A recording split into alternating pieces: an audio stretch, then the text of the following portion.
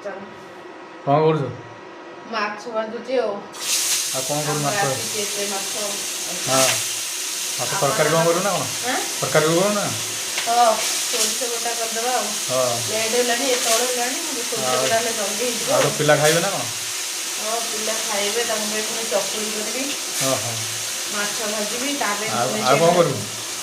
ସେ ଖାଇବନି ତା ପାଇଁ ପୁଣି ଆଳୁ ଟମାଟୋ ଫମାଟୋ ପିଆଜ ଦେଇକି କରିବି ଆଉ କରିବି ଆଉ ଆମର ତ ଆଜି ମାଛ ହେଇଛି ଆଉ ଆପଣମାନଙ୍କର କଣ ହେଇଛି କମେଣ୍ଟ କରି କହିବେ। ଏଇଟା ଆମର ମାଛ ଏଇଟାକୁ ଭଜା ପକେଇଛି ଆଉ ଇଏ ବାପା ଆମର ଚାଲିଛି ରୋଷେଇ ମୋର ଆଉ କଣ କହିଲେ? ହଁ ଯାଅ ହଳଦୀଟେ ଆଣିକି ଆସିବ। ହଳଦୀ ସଜେଇଛି ମୁଁ ଭାଜିବା ଭିତରେ ତମେ ନେଇ ଆସିବ ଆଉ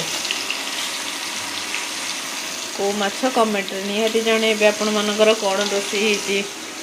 ଚାଲ ହଳଦୀ ନେଇ ଆସିବ।